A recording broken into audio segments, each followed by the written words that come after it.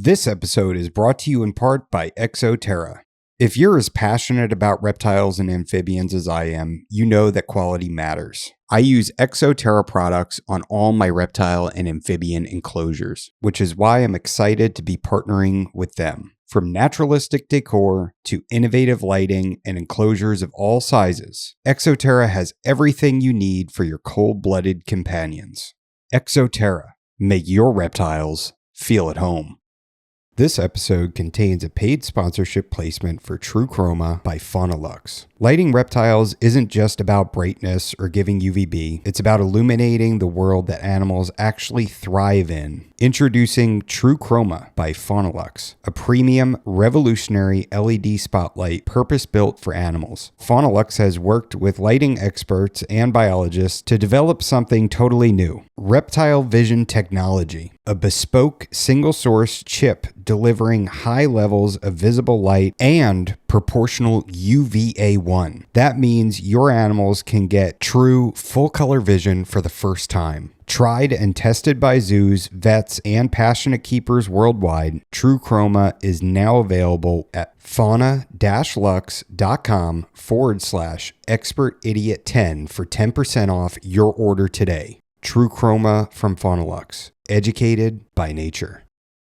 This episode is brought to you in part by Unlimited Exotic Pets. Every day is Veranda Day for Nick Lillis, and it shows. At Unlimited Exotic Pets, Nick produces high-quality monitor lizards with a deep commitment to ethical care practices and top-tier nutrition. These aren't just pets. They're responsibly bred, ethically raised animals. Whether you're looking for a new companion, starting a breeding project, or anything in between, Nick has you covered. Unlimited Exotic Pets, keeping and breeding quality without limitations.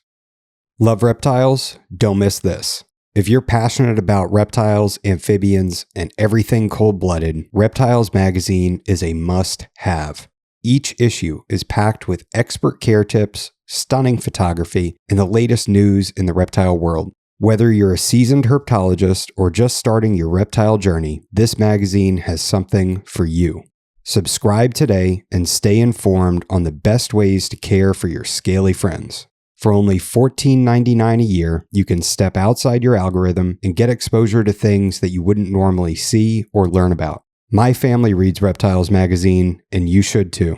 Visit subscribe.reptilesmagazine.com to get started. This is the Expert and the Idiot podcast. If you like the show and you'd like to support us, there's a link to our Patreon in the description below. Some benefits include getting access to new episodes up to a month in advance. There's also links to USARK and USARK Florida. If you're not already a member, please sign up. Enjoy the show.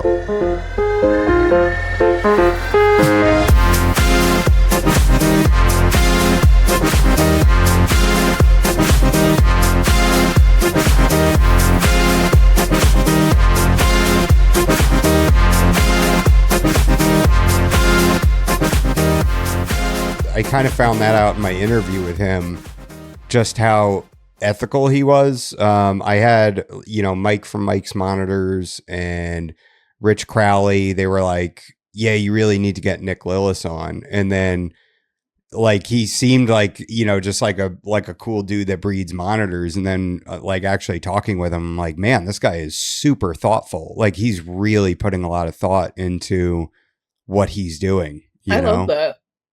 No, I love that. I especially brandeds are they can be quite complicated to keep too. So I appreciate the mind of the keepers who are well versed and really invested in them. I think right now with Happy Dragons, just because we're in such early stages, we're kind of focused on the top 6 most commonly kept reptiles in the US, which is bearded dragons, leopard geckos, ball pythons, crested geckos, and I think maybe chameleons. I'm not sure. But I've still gone out of my way and picked up people who I know have aspects and similar viewpoints that I appreciate. We do have Brandon Kreisman, who he specializes a lot on DIY enclosures and also tree monitors. Mm-hmm. So if someone is a valuable person, it's that evident to see. I'm I'm more than interested in like networking with them.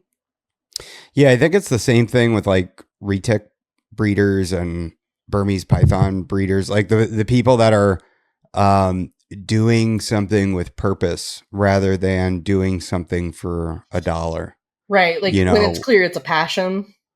yeah, where it's like, oh, like this is really important to reproduce for X, Y, and Z reasons. Not, I need to hit this one morph, and there's going to be like, 20 random, morphs that really don't have a lot of value, and then it's like you have these giant snakes that require so much care that are just kind of out there in the ether, Right. and what are the odds long term that they're going to end up with what they need, Yeah.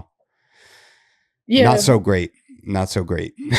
It is quite complicated because what catches someone's eye would be like the morphs, the aesthetics, the phenotypes, whatever you want to call it, and then very largely, the responsibility gets swept under the rug. I learned that a lot with like the time I was in the Tegu communities, and then seeing I never kept any large size monitors, only dwarf monitors, but seeing that because Tegu community had an overlap with the Varanid community. And then as I got further and further into keeping more unique reptiles like Abronia, you meet a lot of true collectors, and sometimes some of those people are a little bit frightening. Mm-hmm. But yeah, like they start out with genuine love for the animals. I don't doubt that at all, but they do kind of get like sidelined, I think. So we need more people like Nick Lillis who are dedicated and making sure the care doesn't, minimizing complacency, basically. yeah. I think I mean that it's. I think that's the majority of keepers and breeders, and the ones that aren't that way. It's glaringly obvious, or at least it's somewhat obvious to people that are in the hobby. Maybe not to people that are outside the hobby and just coming in. But yeah.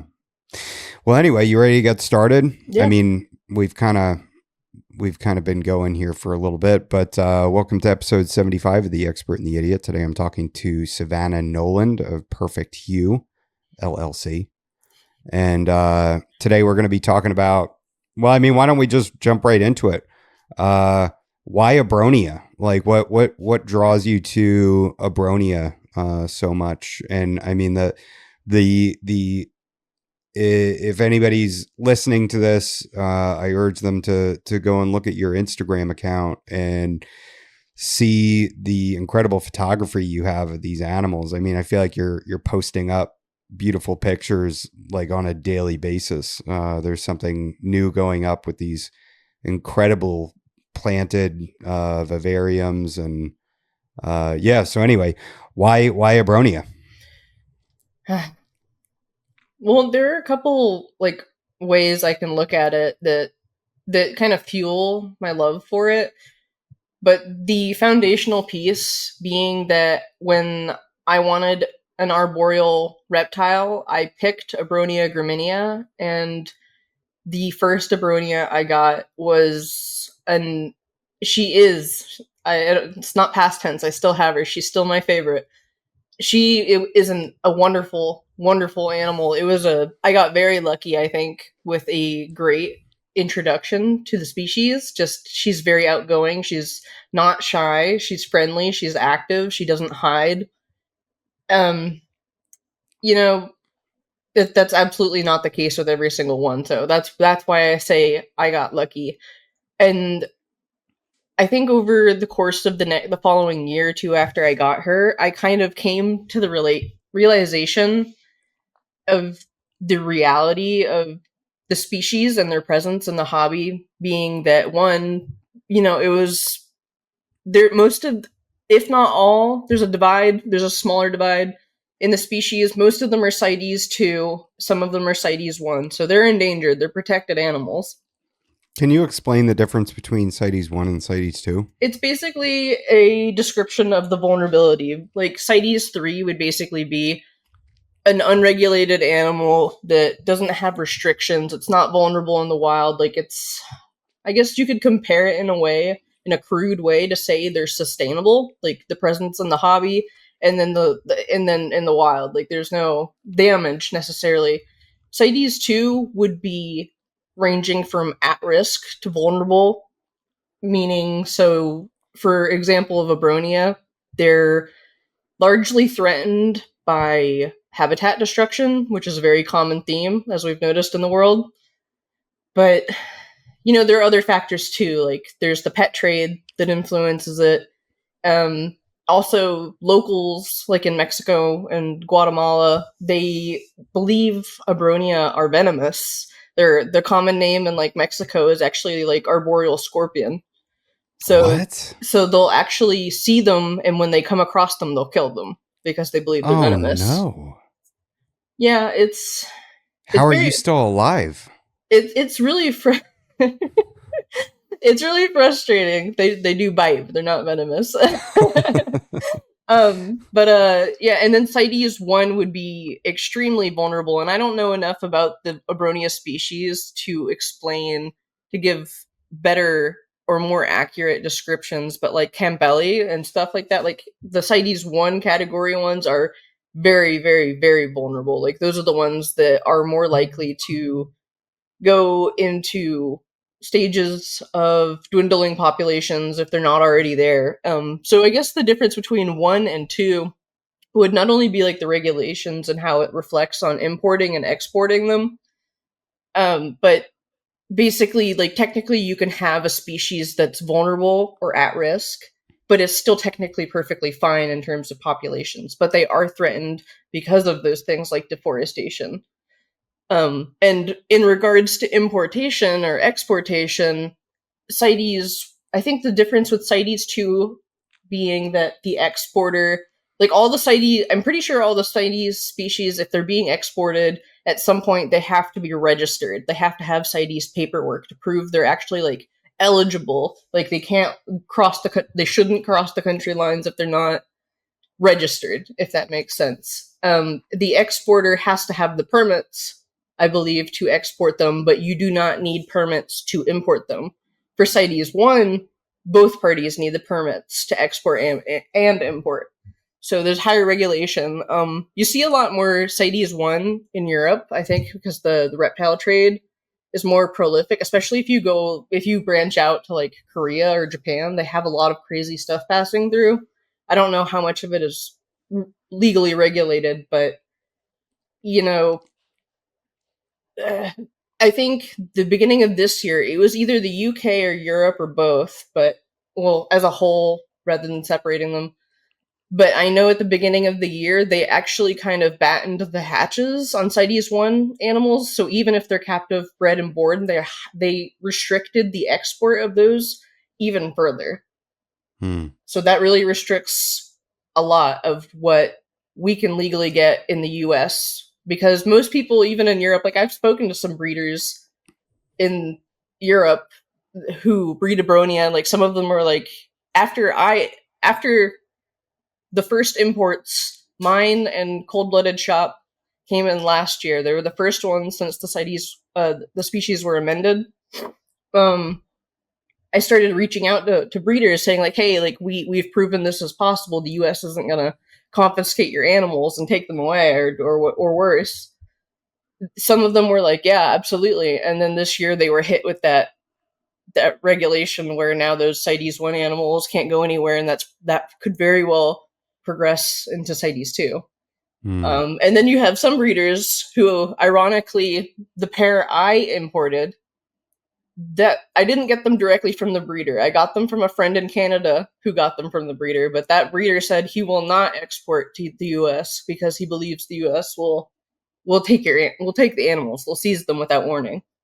I tried to explain to him, was like, I actually imported your animals. Like, it's not necessarily true, but I wasn't there to change his mind. It was more just to ask a question. Now, are there certain animals that like can't cross state lines in the country? This country? Yeah, Are you asking about Abronia specifically or species in general? sure. Yeah, no, they're what is it? I believe, if anything, off the top of my head, probably a lot of turtles. I don't know if it would be specific to box turtles. I know salamanders. Hmm. The regulations on salamanders are extremely high. I don't personally know enough about them. I know some people who love them very dearly and would be better to ask than me. But So it kind of depends on the animal.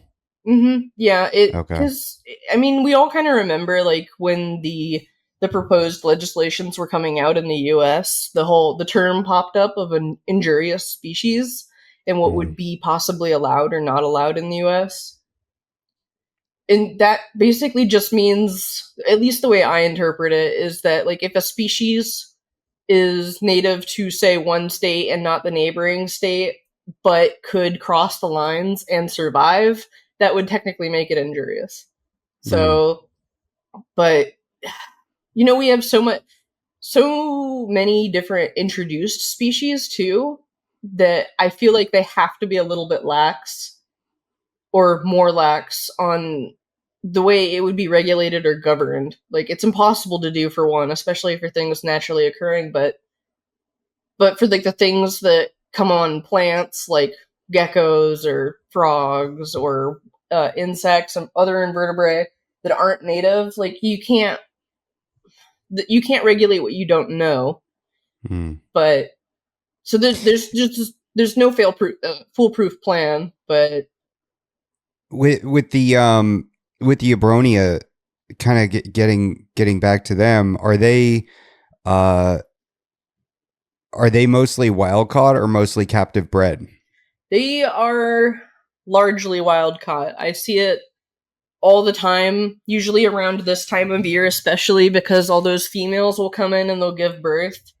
They're very difficult to breed in captivity, so that's the first sign. But usually, like you'll see, like the Bronia graminia and Lytherchilla, I think, are the most common ones to come in. Those are the easiest to tell, in my opinion, if they're at least fresh wild caught, because the graminia will actually be green, and some of Hmm. the Lytherchilla will actually have lots of yellows. And after they've been in captivity for a while, they lose those. So, like that's a marker for people to measure. But yeah, no, unfortunately, most of the ones that we see available in the US have been smuggled in. And if you're lucky, they're captive born.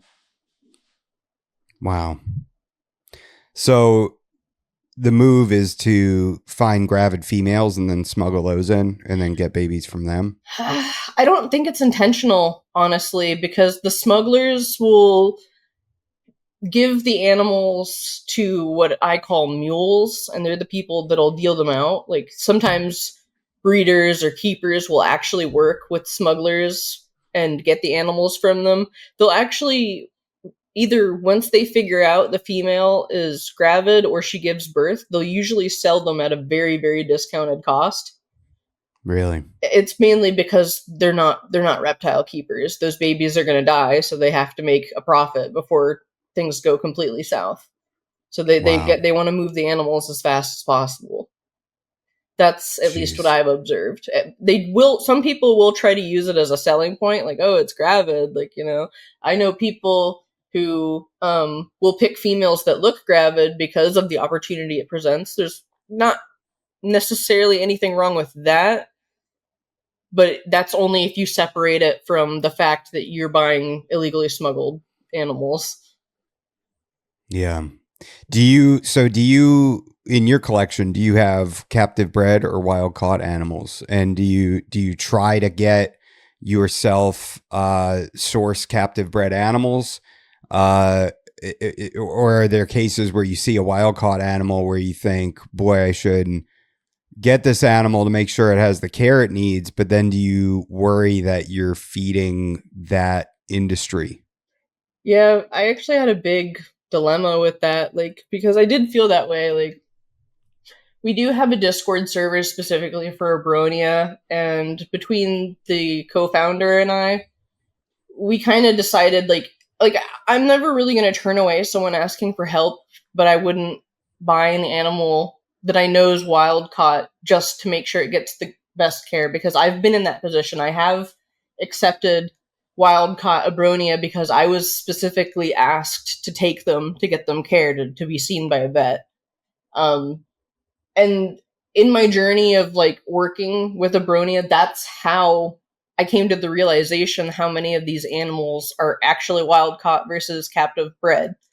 So like I had a few, I have I think a couple now that are most likely wild caught long term captive, and I do have a few that are captive born, and but the most recent ones, the last three Abronia I purchased, were all legal imports that came in last year. So like two of the ones I imported, one being from Cold Blooded Shop. So now knowing what I learned over the journey of diving into Abronia, I would not. If I look at an Abronia and I say I think that's wild caught, or the person can't prove it's captive born or bred, I would not buy it. I wouldn't impose that on someone else. But the reason I brought up the Discord too is because we do kind of have, like, when people want to join, we just make them agree that they understand they're expected not to purchase a Bronia from known or suspected smugglers. It's still their choice, 100%, but we just ask if they do, they let us know so we can dismiss them.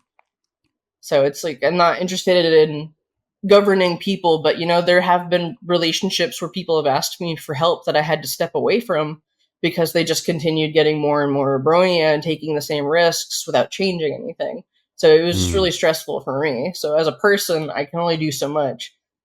But yeah, it's a complicated topic, because I mean, even in captivity, once they're in the U.S., they're technically gray area animals. They're looking like Fish and Wildlife or whoever. They usually look for the animals coming over the border, not the ones already in the state. At least that's the way it's been put to me. So they're a gray area. They're not technically illegal, but if you're dealing with someone directly in Mexico and coordinating to get an animal, that's illegal. Yeah. Now you have to assume that if they're in the country and they are in that gray area, then if you purchase one of those animals, whoever did the smuggling, it's going to create more of a market for that person to import more, right? Yep, it's like buying from Petco or PetSmart. It's you're just fueling the trade. Like if you buy that animal, it will 100% be replaced. But the thought in the back of the mind is always with it's going to be replaced almost no matter what. Until that person goes to prison, that specific person's not going to stop. So it really depends on how you look at it. Like I understand the want to help. I totally get it. But you know, you're just putting money in someone's pocket. Like with the wild caught ones I got technically one through a trade and the other was given to me. So I didn't spend money on them. So it's a little different for me. That's why I consider them rescues rather than adoptions or purchasing them. It's like there are very specific terms, but maybe I'm just dressing it up. I don't know. Do you think that like Petco and PetSmart and all these bigger chain pet stores, that they should not sell animals and focus on just selling supplies and aiding keepers in setting the animal up and then maybe directing them towards a reputable breeder or something like that? Yeah, that would probably be ethically more aligned with what I believe, but I don't believe that's ever going to happen. It's that aspect of window shopping that is a big part of why people buy the animals, and then people feel bad for the animals because of the bad care. Maybe, you know, you never know. It could all just be totally strategic. But, you know, it's so difficult to find a consensus and care, and then expecting your employees to be well versed from cats to dogs to fish to birds to reptiles to rodents or other small mammals. It's asking a lot, and those people do not get paid enough.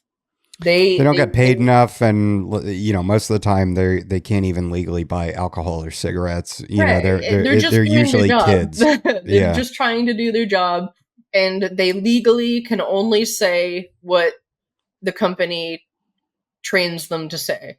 If they deviate, you're gonna have like a HR equivalent breathing down your neck, and HR is not really there to protect employees; it's there to protect the company. But yeah, no, I think what you suggested, I think that would be far better, because I think any scenario where time and effort is being put into helping people understand products and having them understand aspects of care, why they need the products, how often things need to be replaced, or different solutions, but then companies would lose so much money from whether it's dynamic partnerships with products saying like, oh, we have to sell this line of enclosures, or our line of enclosures if they have their own. It's like Hagen. They have such a wide, broad line of products. Like they dabble in like so many aspects of animal care. It's like it's very easy to partner with a big company like that will provide you with reliable products that are steadily supplied, and you kind of like you don't even look at any alternatives at that point. You just say, yeah, we have this. This is the best. Go buy that. Um, so it just boils down to what people know and how they're interacting with people who need the help. But yeah, no, I think in a better world, we would have people helping each other understand more aspects of the hobby to make educated decisions, which is kind of part of my involvement in like Happy Dragons, is making sure people know their options and what we think will work best, or what we know worked in certain scenarios. Like yeah, it's not just what you see at a pet store. Not everything you see in a pet store actually has a real world purpose. It's like yeah. just because it's for sale in a big store doesn't mean it's actually useful. Well, that's like the. I wish that there was more. I wish that there was some sort of a network where the big chain stores could get connected with local breeders and source their reptiles from there, right? Like if they're like that way they could say like, hey, we want to get in a leopard gecko, and there's a leopard gecko breeder that is 1.8 miles away. He breeds them, and he produces more than enough to supply our store with a leopard gecko. And when we sell that leopard gecko, then, we can go to him and get another one, rather than getting it from who knows where, right? And then it has to be shuttled all over the country. Same thing goes for ball pythons. And I think that would help the pricing of the animal too.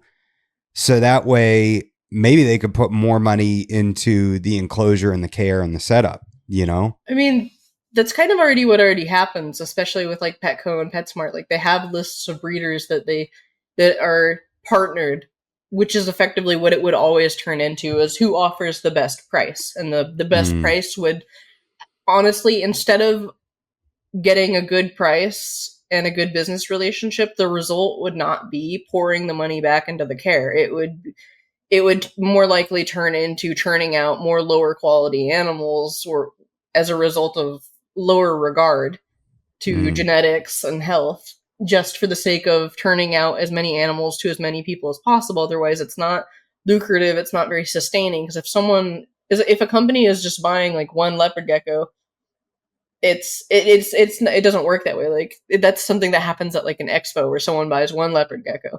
But with a company says, okay, we have 50 stores in the surrounding 3 states. We want to buy 500.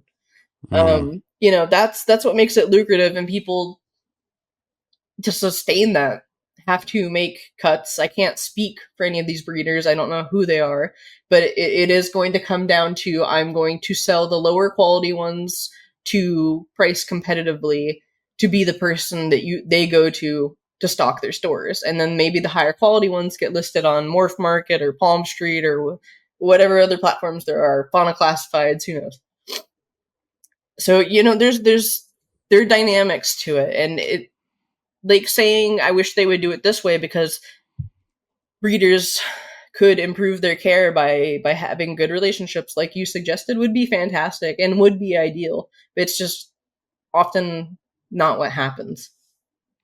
It's just so crazy. I remember, well, I mean, we all know, we all go into pet stores from time to time, and you see the animals that are not getting the care that they require, and it seems like it's not as big of an issue with small mammals, guinea pigs, rabbits, hamsters, gerbils. They all seem to thrive. They seem like maybe it's because their care is just so much easier. You keep them at room temperature and you give them their food and their water, and Right. they're pretty much set up. And as long as they're not overstocked, where you end up with these, this sort of aging population of small mammals in the store. I don't know. Reptiles just seem to be so much more complicated, similar to dogs and like having puppies in a pet store, Right. Yeah, that's I don't even know if that's feasible. I can't think of the last time I went into a pet store that actually had puppies and cats for sale versus a partnered adoption company. Like Yeah. Cat's Haven, Miri's Haven, I'm not sure. I can't remember. The one that's in PetSmart. But it's just really, really complicated there because reptiles, I think, arguably have more complex care, and that's what people fail to understand. And I think that's where a lot of the hobby goes wrong. Mm-hmm. Birds are similar to that too. That's also, they're very, very expensive, so they're just not purchased as often. I think that's my idea. But there is a puppy store like fairly close to me, and it's just like you go in there and it's just like cage after cage of all these puppies that are thousands of dollars. And then, like you said, partnering. See, and that just made me think of something. Partnering with adoption agencies for dogs and cats is super cool.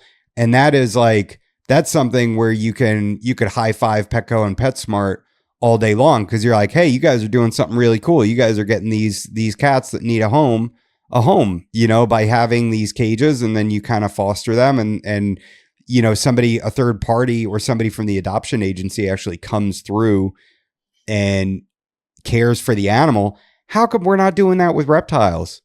I mean, that's a great question. There's so many ball pythons that need a loving home, and they're going to live to be 30 or 40 years old, with proper care. How come we don't have the same thing, big cages with adoptable reptiles?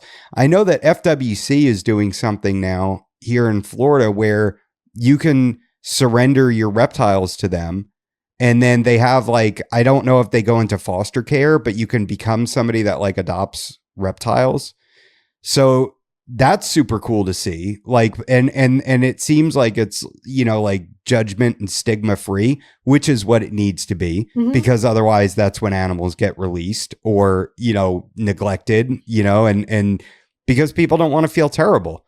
And, people make mistakes. They get something that they didn't realize how much care it was going to be. Right. And I think there's nothing wrong with making a human error like that, like being motivated and then not realizing how complex it can be, or life changes, like you have a kid or someone in your family gets sick or you get sick, and suddenly your level of care decreases and you still want to find the animal a good home. It's just, I guess the demand is much lower for reptiles, like especially being exotic pets, and the stigma, like especially behind snakes and tarantulas and other invertebrates that are captively kept. Like, people kind of cringe at the idea, like they can't really fathom it. And arguably there's a lot of scrutiny too, because I've heard of it before where like adoption agencies, like for cats and dogs, aren't really adoption agencies. Instead, they just buy puppies en masse from like mills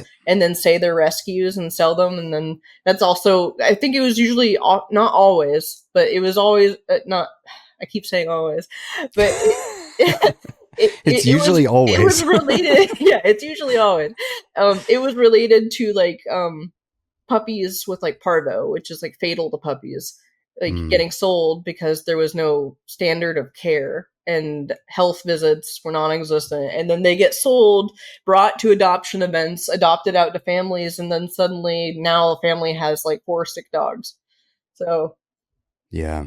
it's just like terrible. it's too unregulated, and people see the opportunity and they take advantage of it.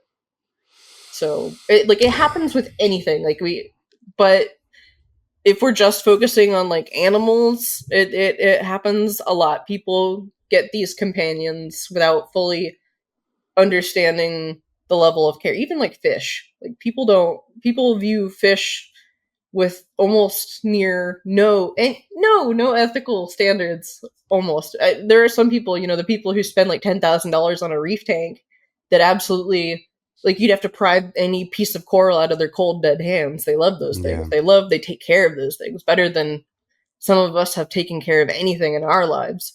But like, there Oh yeah. are people that need to be cherished, that need to be fostered, that are doing good things. Yeah. And Yeah, I work with a guy that he'll be at work and he'll be like, "Well, it sounds like my bubble tip anemone's on the move again. I don't know where it's going to go, but my wife just texted me," and it's like, "Damn, this dude's really into his fish tank." Yeah, I have a friend or two who love like their fish. I like the videos they share. Like, I think it's great. I think people need to view. I was having a conversation yesterday actually about, like, how like beta fish, like, you can't put like 2 males together because they'll fight Mhm. to the death. Like, and then the result is people will cohab females. Like, they call them fish sororities, I learned. Hmm. And it never occurred to me, but they're still not social animals. It still can be very stressful. It'd be like putting, the way this person I was speaking with put it was like, it's as if you'd put a bunch of female bearded dragons into a large enclosure. So Hmm. like we should still apply the ethics across the board to every aspect, to anything, to each other. Like, I think it would not hurt, but largely I think the lack of information and knowledge or awareness is our bottleneck. Yeah. And then that's why I'm happy with Happy Dragons, because like I slowly get to change that. I get to help people and challenge their thought process. Like, just food for thought is the way I like to put it. And too, we're one of our partners is Micah Petty. He runs the Louisiana reptile rescue. So like, he'd be an Mm. excellent person to talk to about the animals. He has to drive hours to get how indebted he is to his electricity bill just to keep all those lights on for all those animals that he's had to manually taken care of, taken to get surgery. He does wonderful things. So there are people out there who are doing awesome, awesome things. Yeah. But, it's still a struggle to find people who will adopt those animals. Yeah. Oh, I know that. I know Rich Crowley has done that well. I know as well. I know he's rehomed. Gosh, it has to be thousands of snakes and everything. And I mean, man, it makes me want to.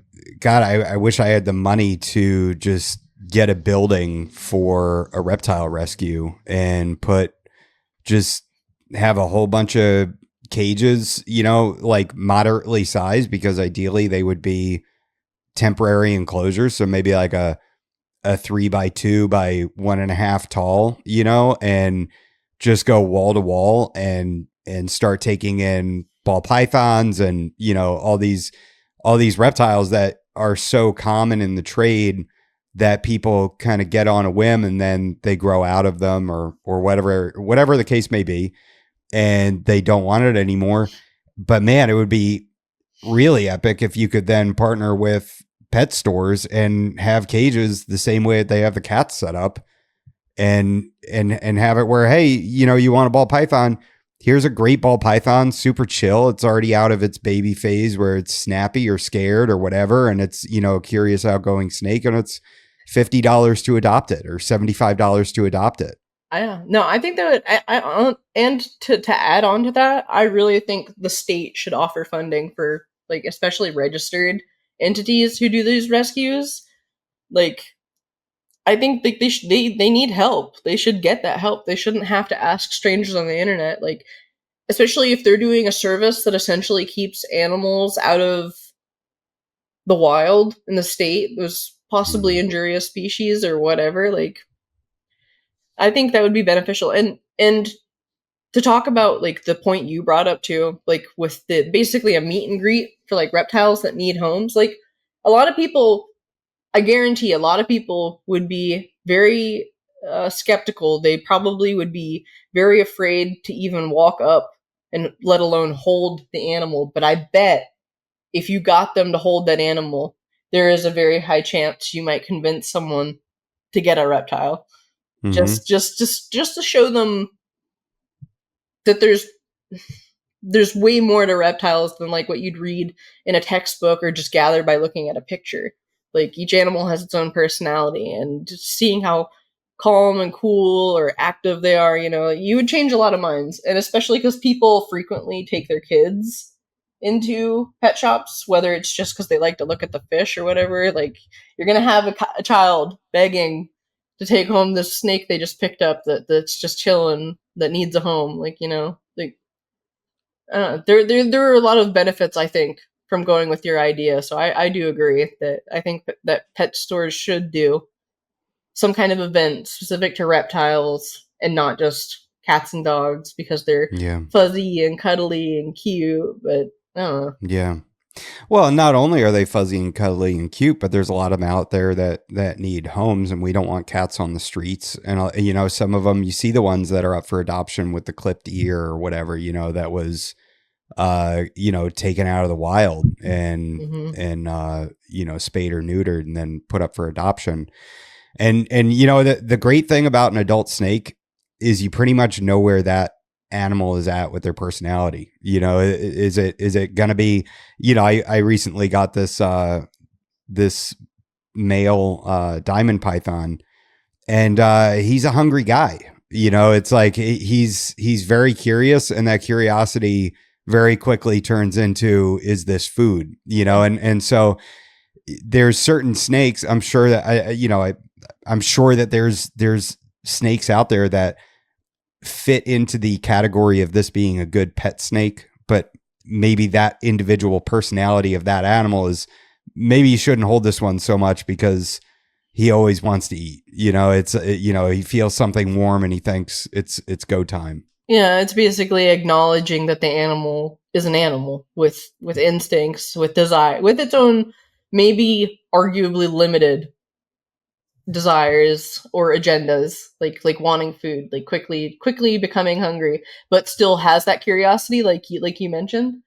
And yeah, I like to consider the ones that are just all around really good, like my first Abonia. Like I call her like an ambassador animal. She's a great entry to the species, but they're not all like that. That's the reality. It happens to dogs too. Dogs or cats, like you have to accept them as they are and respect that. But if the person looking to adopt or purchase wants something more, they should be given the help to find an animal that suits their needs. And we as in Happy Dragons have Ari's Arids. She breeds Ackies and Beardies.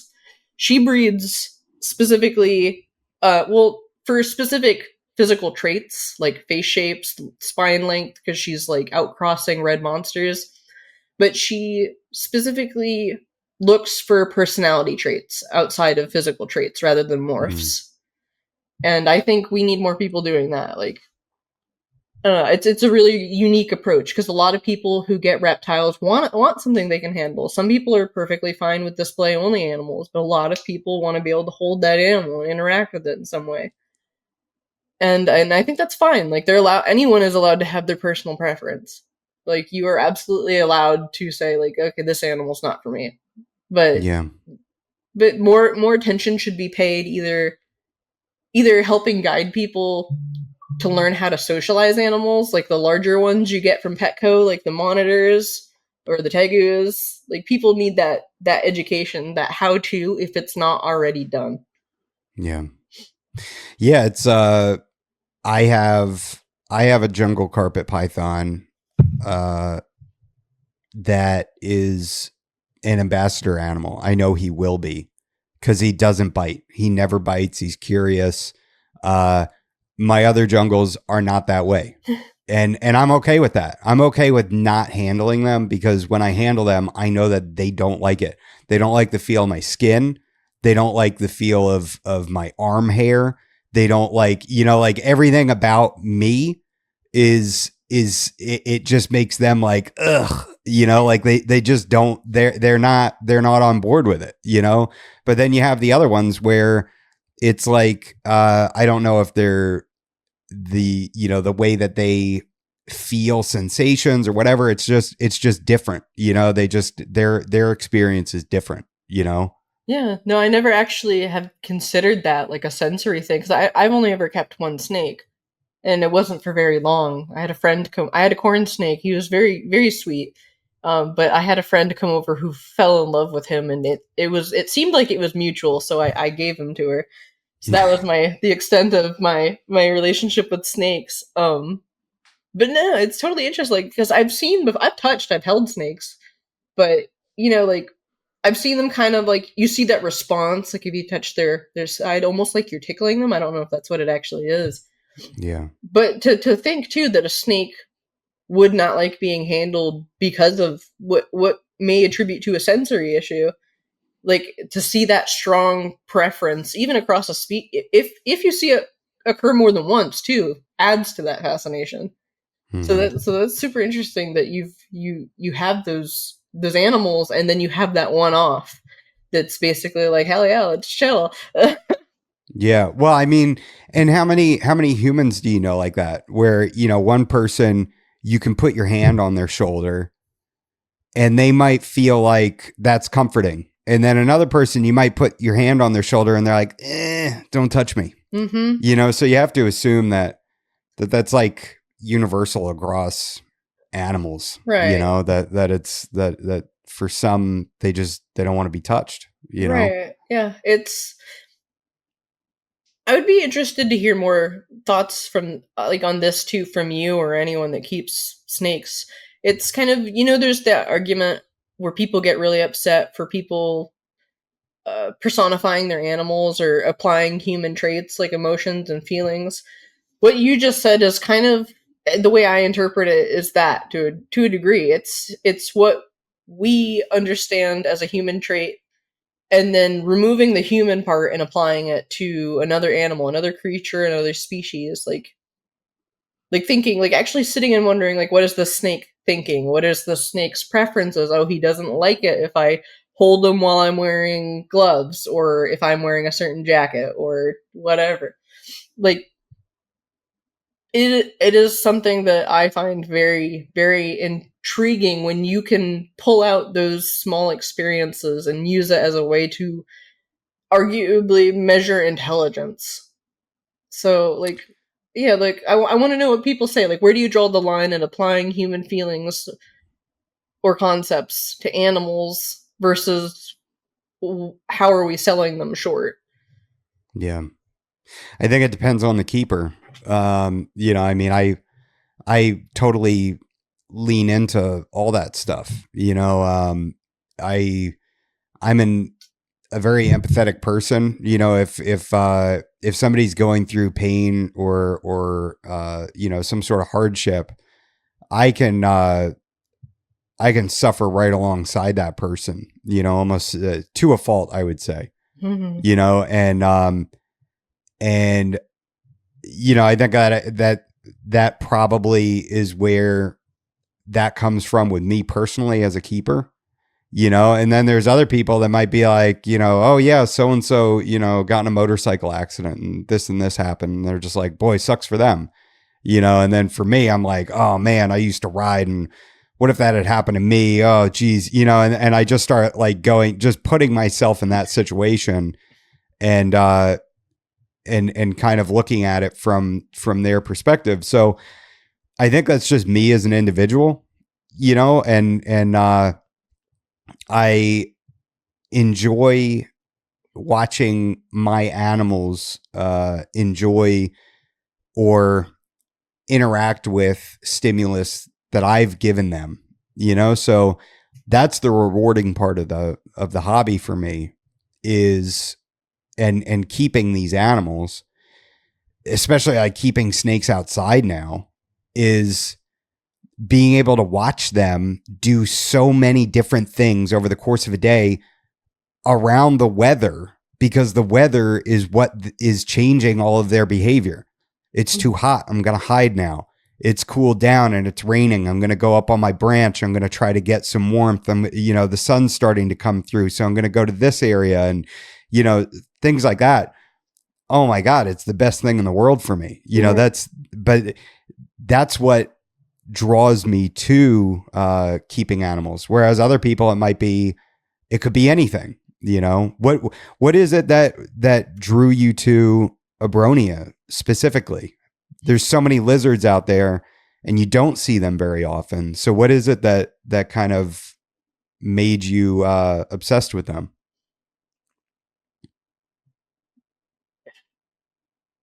Well, it's like I said in the beginning that the first one I got I got her fully expecting to have a display animal, like a completely don't touch. And she was the exact opposite. She's the one that will hang out with me on my couch and will chew on my hair and will actually sit there and watch me doom scroll on my phone and try and eat things on the screen. Like, that's the same animal. Like, she's just wonderful, and honestly, they're beautiful. Like, to me personally, I find them beautiful. Everyone has their own interpretation or view of beauty and has their own preference. That's perfectly fine. I encourage that. But for me, seeing the species, especially like when I was choosing my first Abonia too, I was really drawn to the ones that look like they have horns, and my dream species of Abonia was Abonia smithi, and not knowing anything about them, figuring out you rarely see them, and then it's generally because they don't do well in captivity. They're from a much higher elevation, so when they're brought down and then smuggled, they often just die. So I just kind of stuck with the Graminia. That was a little intimidating. But as years went on, after it was kind of one of those trial situations where I'm like, if I can do this right for so and so amount of time, then I'll have that confidence to branch out into other species. That's pretty much what happened. Like 2 or 3 years later, that's when I started getting the Arita. And I don't know, they're so beautiful.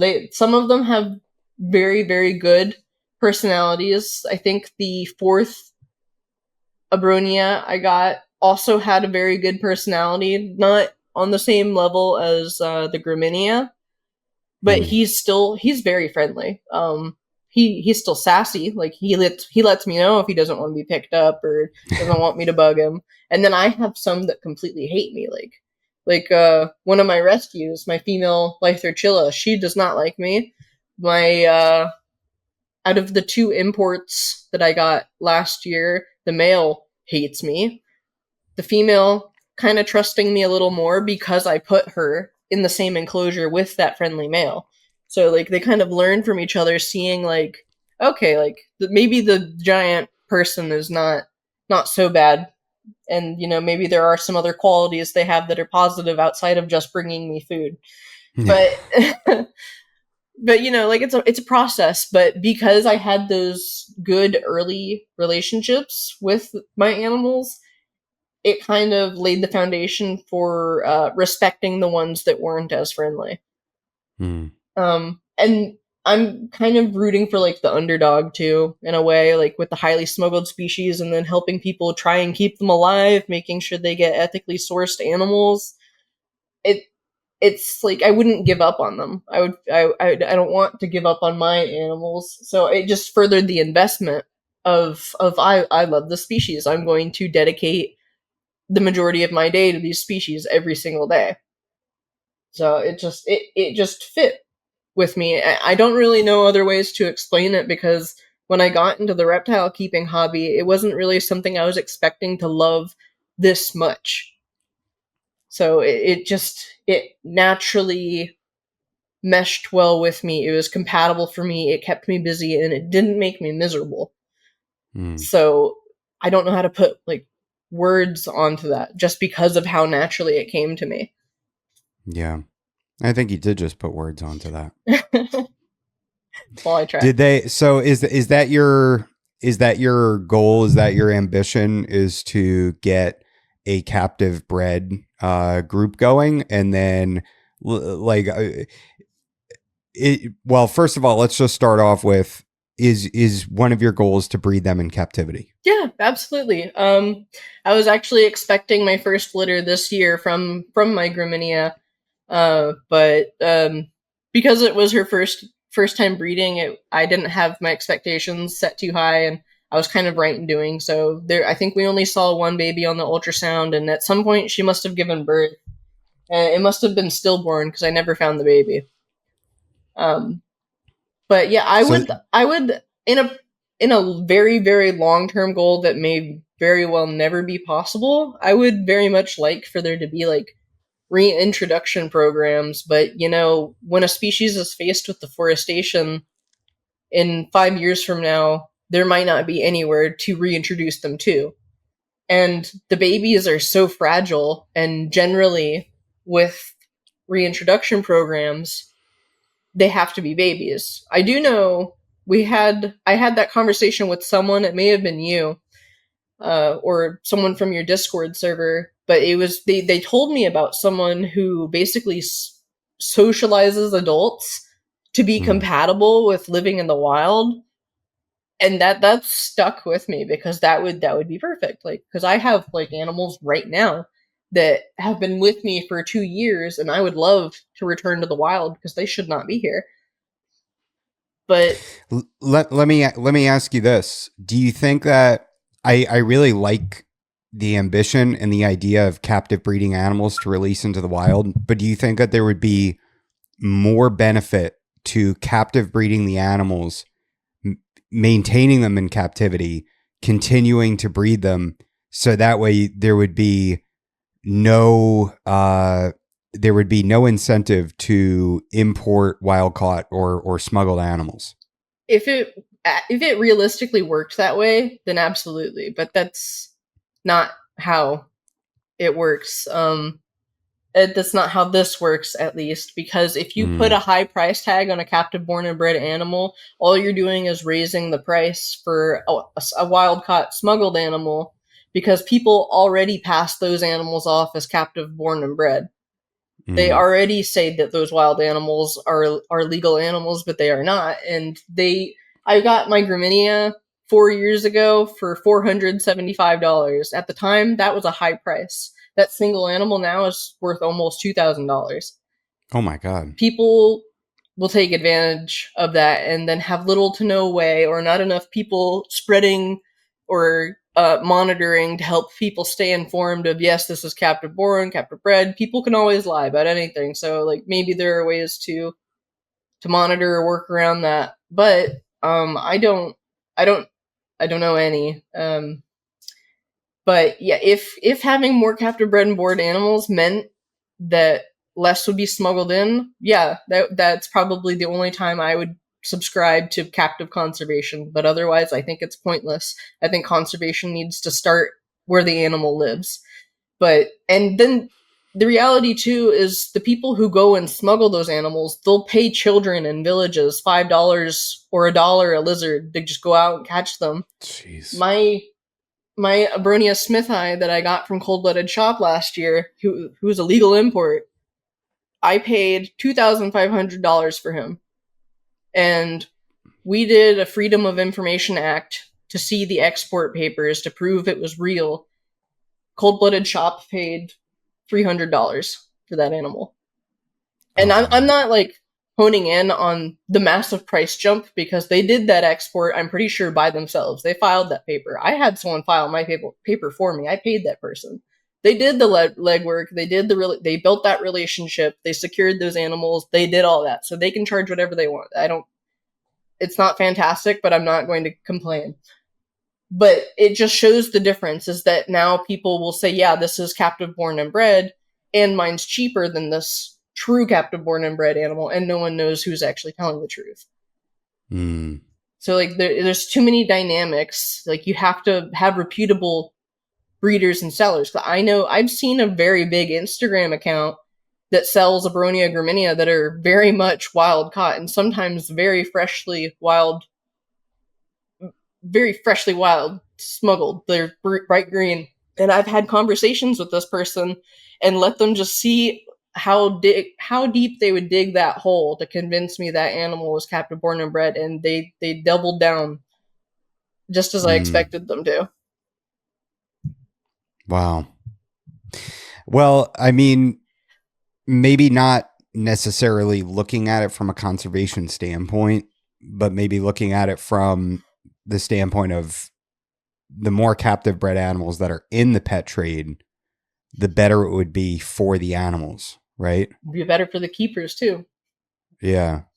Yeah. And I can support that.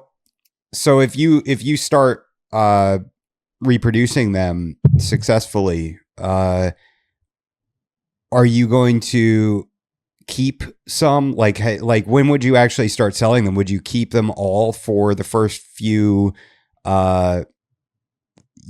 generations or something? That way you can kind of see personalities develop as the animal ages, and then maybe breed for temperament. Would that be something long term, like a strategy you would look at? Yeah, if captive care is specifically what's in mind, then yeah, that would be ideal. Like to basically help people have the same wonderful experience I had. That would be awesome.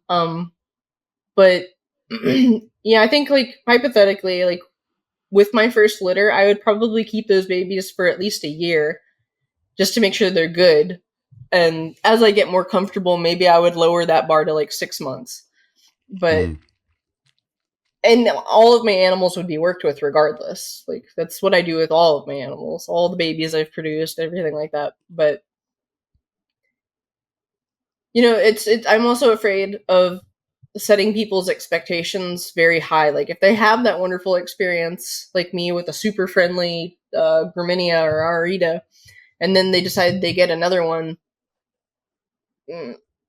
what if that animal doesn't meet their expectations? Like I'm afraid of letting that person down, and I'm afraid of how that reflects on the animal. Because I've seen it too, where people are like, "Do you have any pairs for sale? Because I want to breed," and I say, "I do not," but I also tell them it's like they can be quite challenging to breed.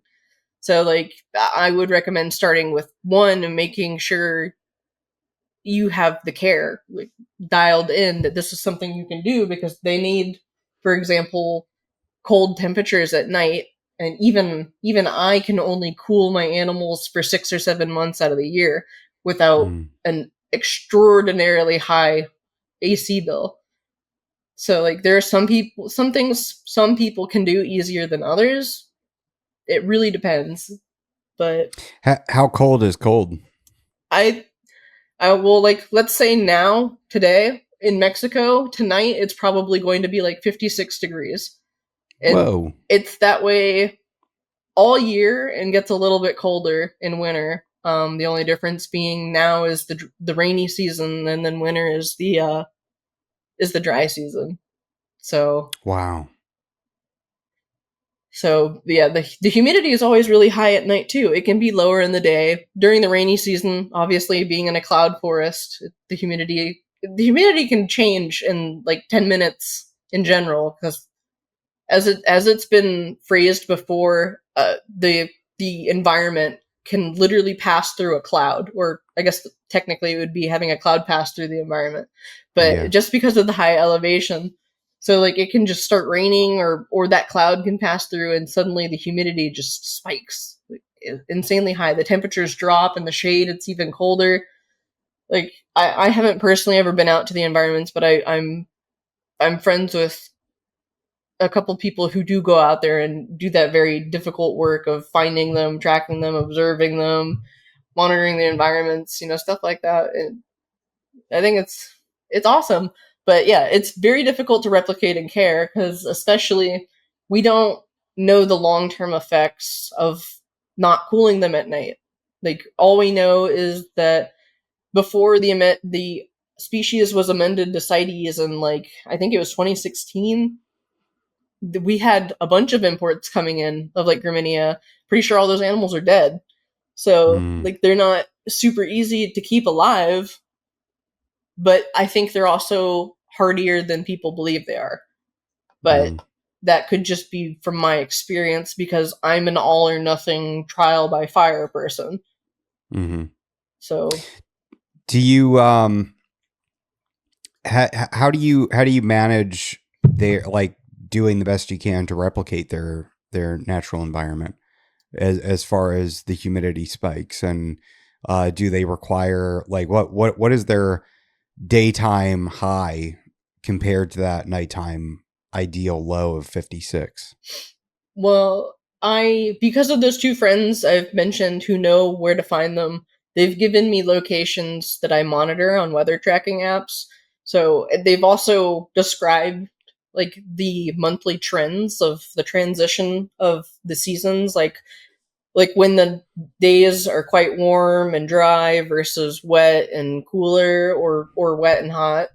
Like they've essentially given me a breakdown for that, and then I take that time frame and apply it to the locations I follow. Like I think right now I follow where Graminia, Lythrochilla, Arita, and Smithi are found. They have generally more than one location, but from the ones I picked, those are what I monitor to apply. So I have my enclosures modified with fans instead of using screen enclosures like most people use. And through that allows me to more easily replicate the rainy season by reducing how long the fans are on, because during the dry season I just have, I think, 7 or 8 to 5 p.m. I have the fans constantly regulating the humidity between 45 and 55%. So it just maintains that threshold before kicking on and cutting off.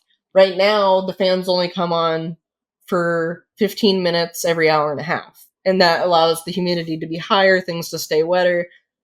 The nighttime temps, like I said, I can only do for half the year maybe. And that's by quite literally leaving the door that leads outside open overnight. Oh And my gosh. that lets the entire temperature of the apartment drop. So like last year I did it in my bedroom.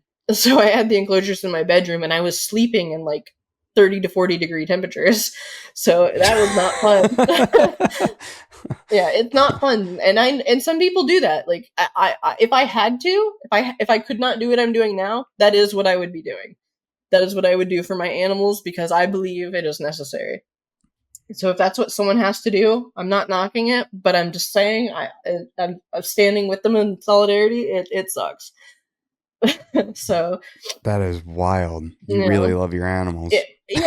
but like I said, I'm an all or nothing person. So like my light schedules, the lighting, the heat lamps, the UVB, I manually shorten and lengthen the time 4 times a year at least.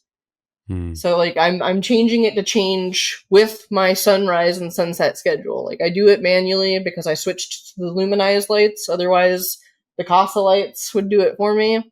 But yeah, so yeah, I'm min maxing reptile care, but that's just how I like to do it. That is the quality I put into it because it makes me happy. It's what I want to do. Someone who does not do that does not make them any less impressive of a keeper. I want to say that too. It's just that's what my care looks like. So Yeah, I think it's that's really cool of you to say that, because it is such an individualized experience for so many keepers. And I think it's so easy to alienate people by saying, look at all the, I do this and I do this and I do this. And if you, and leave them with the taste in their mouth that if they don't do those things, then they're not a good keeper. no, definitely not. It's I consider it over the top. I recently did a podcast on like enclosure designs and biotopes, and the way I described it was that I consider my level of keeping, or some degrees of it, to be try hard. So it's try hard keeping. You don't have to be try hard. Like if you meet all your animals' needs and stay within your parameters and you have plans for if something is exceeded or below expectations, like if you have the responsibility, the attentiveness, and the ability to learn from mistakes, those are all things that make you great keepers.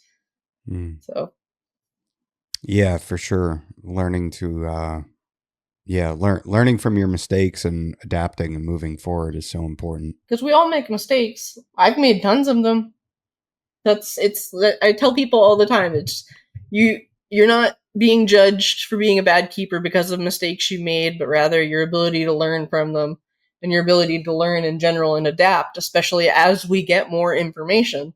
Because the reptile hobby is frequently changing, especially with new information. So it's just a matter of keeping up with those. Like the people who double down and say, well, this has worked for me for 15 years, I'm not changing anything. It's worked. That's the reality. It has worked. What they're doing has worked reliably for the things they wanted to achieve. So why change them? But for the people who do want to do more, there's also nothing wrong with that. Neither party should scrutinize the other necessarily. But I also understand some people get very involved with their emotions, and agreeing to disagree is not as easy as said. Yeah. I think that's what the hobby needs more of is agreeing to disagree. And also, what are you trying to accomplish?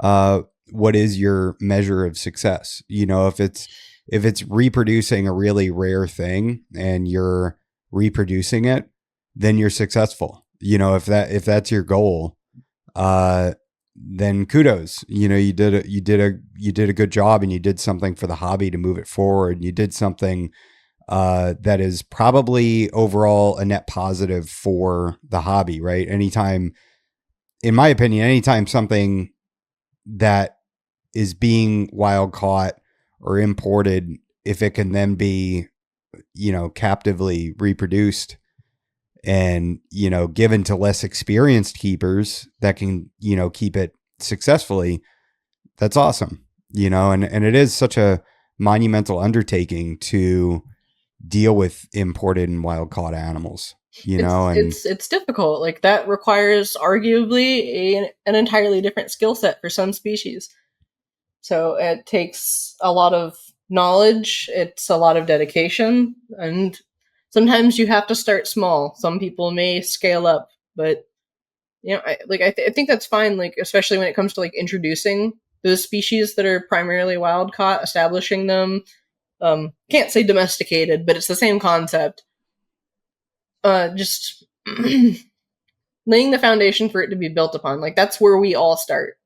It's sometimes the bare minimum, sometimes a little higher, and sometimes we have no way of knowing what was the bare minimum, or correlation's not necessarily causation. Like someone saying, well, my snake's bred that are this notoriously difficult species to bred without UVB light or UVA, or they did it in Iraq, or they did it in an 8-foot enclosure. Like correlation is not necessarily a causation. It takes years and years and years of data across multiple specimens to even be able to begin to form that opinion or fact. So or the tendency. And then there's always an exception. Like with your, what was it, the jungle pythons, the ones that don't like being touched? Yeah. Or and then you have that one off, like that kind of skews things. Like it's not as black and white as people think it is, but it is black and white enough to be reliable. Yeah. So like there are multiple ways to look at it, but I don't think if someone is not killing snakes left and right, that's a win. Yeah, exactly. Like if you're not killing animals, if your animals are in optimal physical shape, mental state, like they're alert, they're reactive, they're curious, like they have those cognitive signs, like okay, then you have a healthy animal, and from there you can move onward depending, because if someone has like 45 or maybe even 25 snakes, like it's going to be very, very difficult to be with each of those snakes on an individual level. But if their goal is to secure the presence in the hobby, their mind is elsewhere. And I don't think there's too much wrong with that, but that's also with, I have personal feelings on it that are different, but I'm basically saying that I also don't judge. Yeah. Yeah. I mean, I have 25 snakes, and that's why I think I'm so okay with some of them not wanting to be handled, because it's like, that's fine. I don't have time to handle you anyway, and I have other snakes that, when I walk in the room, they want to come out of the enclosure and they want to explore and look around, and they don't have the same hardwired fear of their environment as others do, and my Timor pythons are a prime example. They're not they you take them out of their enclosure and they urinate everywhere, and that's just like built into them. Yeah, it's an inconvenience. Yeah, and I work with them in a different way. That there's one that I can't go and put my hand up to him because he's going to bite and wrap my hand. He's always kind of turned on in that food sense. But the female, I've been working with her where if she's in her hide, I can just go up and stroke the top of her head with my thumb a couple times and just sort of acclimate her to my touch and my presence, and then just leave it at that. Like, I don't need to yoink her out and have that, holding her and all that. I can, and that's kind of just me, like, all right, I know I do need to take her out on occasion, and I would like that to be as stress-free as possible for her, so the more acclimated she is to my presence, the better it is. But I don't want to constantly push that onto her, which is, it's not a natural thing, right? It's not a natural thing for any wild animal or any reptile to be physically handled by a primate. Right. I don't think we observe that too much out in nature. Definitely. You have your own boundaries, and a lot of them are based on respect for the animal and knowing the animal. And I think that's all perfectly well. Like, it'd be really interesting to see someone try to yell at you saying like, "Oh, you don't handle your snake." And you said, "Yeah, because I know my snake and I know they don't like it." Yeah.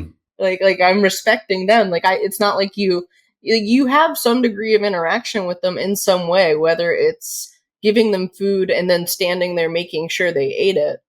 Like, that's you're not just throwing like 3 sheets to the wind. Like, it looks different for every keeper. It's what they want, how they want to do it, what they have the energy to do. Like, there's all these different categories, and I think maintaining the boundaries that you can pose for your animal too, I think that's more than reasonable. But people will get upset over something in anything. Yeah.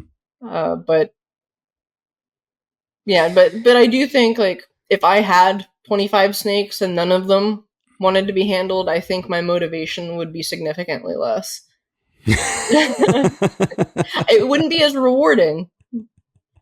But that's also something personal to me too, because some people may have what comes across to me as a small goal could be huge for them, which could just be making sure all 25 animals are alive, fed, your lights are on, your family's taken care of. Like, if you're happy, you're happy. Your happiness is not subjective to other people. Like, it's relative to you. If you feel fulfilled, if you genuinely are happy, then that is very hard to argue with. Yeah, for sure. I think it's all about finding that well, and that's the thing too, is like, sometimes, you might get an animal, and if it doesn't want anything to do with you, then you're like, well, maybe this isn't the species for me, or maybe it's not the individual, or it can be, yeah. I think we've all been there too. Yeah, for sure. Like, I've kept a wide range of pretty unique species just to be like, this doesn't resonate with me as well as like the Abronia or the Agurnia or the ones who made the cut, if you want to call it that. Like, Like, there's sometimes just not for me. Like, I don't keep crepuscular species anymore because it wasn't for me. I like being creepy and staring at my animals. so so it's just different for everyone. Like, and we all have to respect each other on that level. That's my opinion. For sure. Yeah, it's a journey. It's a journey finding out what you want to keep as well. It's not as cut and dry as like a dog, right? Where you could be like, oh, so and so has a golden retriever, and I just really like that breed. You know, it's not that way with snakes. There's so many different varieties. Lizards, there's so many different varieties. You know, and there's, I think that, you know, somebody, maybe they would get a crested gecko and say, this fits my lifestyle, right? Because I can give it more, I can give it the Repashy diet. I can, you know, it's you know, it's easier to interact with. You know, there's all these different things that kind of go into it, or a blue tongue skink, or take your pick. And then there might be somebody that likes keeping anoles that don't want anything to do with you. And, you know, if you try to hold it, it'll chomp your hand, Right. you know? So it's, Yeah. there's finding your niche as well is so important. Yep. I think everyone's entitled to that. If you want an animal that you're going to be more likely to be held, there are species you can go with that are more likely. There's still always going to be an exception. There's always going to be that one that deviates from the expected norm. But, you know, you just have to go in knowing that and respecting that and finding a breeder who puts the time into knowing their animals or socializing them at least, or at least have the tools to learn how to do it yourself if you're that determined. If not, that sucks, but I totally get that too. Yeah. So let's get into enclosure setups. I kind of want to pick your brain on how you set up your enclosures, because they're so incredible looking. What are you mounting all your plants to? Like, what is your background? Are you doing spray foam? Are you like, what have you settled on? Because I know that it's often a journey, right? Where same thing as keeping animals, you kind of try a whole slew of different things, and then you sort of settle on what works best for you and what's easiest. Yeah. So for the arboreal species, since they live in or on trees, I made the backgrounds out of cork flats. I tiled them together like as close as I could fit and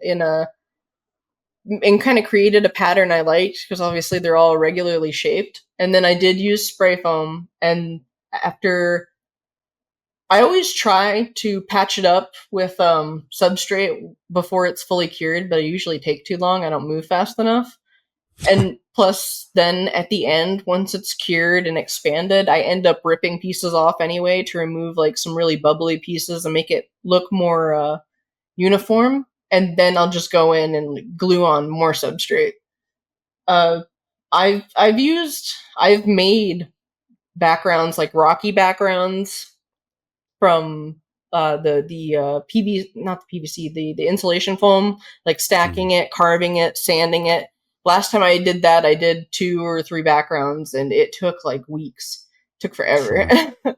And I didn't like it because coating it in like dry lock and all that, it made it retained way too much heat. It got really hot, the surface.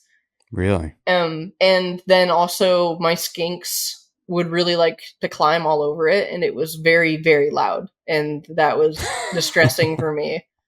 So for them, I switched them all to backgrounds from Universal Rocks. Very expensive, but very nice. But yeah, for the arboreal species, I still make my own backgrounds, and I like it too because the enclosures I had without backgrounds, I used branch holders from Dragon Strand, which work amazing. They're made for screen enclosures, but they worked just as well in the PVC enclosures without needing the back support. And the 3D background actually allows me to more easily wedge branches in place and use floral pins to kind of pin it to the background to hold or stop it from rotating. So What was the name of that? You said they were branch holders by who? Dragon strand. They're called dragon ledges. Okay. Yeah, that's Bill Strand, the chameleon guru. They're Okay. great products. If you're ever designing an arboreal setup that's in PVC, or you could probably even get away with gluing it to glass or something. Definitely recommend branch holders. Tamura Designs also has some branch holders, but they're flatter, so they're a little harder to use, but work just as well. But yeah, they're a godsend for making basically what I call floating branches, which is like a branch that basically starts in the middle of a wall. Interesting. And a lot of my builds are held together too by tension. So like I'll have branches that start on a wall and then are held up by the screen or the lid. But there's more risk with that, especially if you're not using floral pins, because sometimes something can shift and it can fall. Yeah. Which is a huge issue with arboreal setups in general, is something falling. I've had multiple setups that I was near finished completing, and the whole thing just fell down while I was making a small change. And as for the plants too, like I got all those ferns from you, and I like to use floral pins, like smaller U pins, to stab it into the cork branches, and then while it's held in place, I tie it with fishing line. Mm-hmm. And that holds it really, really nicely. I think I got lazy with the last ones and used zip ties, so it's not as pretty. But the zip ties will only be on there for hopefully like 6 months. The plants will get rooted and established, and then I can cut them off. Or they'll just be completely covered, either or. But I often look at like pictures like on Instagram or Facebook for motivation, or I say inspiration, but all it really is motivation for me to get off my butt and do it. Yeah. But so I rarely have a reference, but I have like over time like developed like rules I work by. Like now I try to basically have all the branches start from the same side and somewhat go to different endpoints it helps fill out the enclosure so it doesn't leave like big empty spots that are just barren. And other smaller rules like thicker branches are closer to the bottom, because that's how I envision like a tree growing. The newer growth may be higher at the top and it won't be as big. I have rules for like plants, like the Spanish moss. I usually wrap it around other plants or curves in the branches, because in my mind, in the wild, the seeds and plants will be caught on those areas, and then they'll have the opportunity to grow from there. So it's just kind of like applying like logic, or at least the way I envision it, to the way I do the designs. And I do at least 2 or 3 cork tubes per build, and I used to try to use the cork tubes as centerpieces and basically have them function as branches. But one, it was much harder to make it so that both ends of the cork tubes could be accessed, like for entrance and exit. And then also, because of the thickness of the cork tubes, it blocked a lot of light at the bottom of the enclosures. So what I'm doing now and experimenting to see if I like it more is basically hiding the cork tubes like along the walls, because they really blend in. So I just kind of have them like on the left wall or the right wall or the back wall, and they're just there. So like you can't really tell. The main focus is on all of the branches.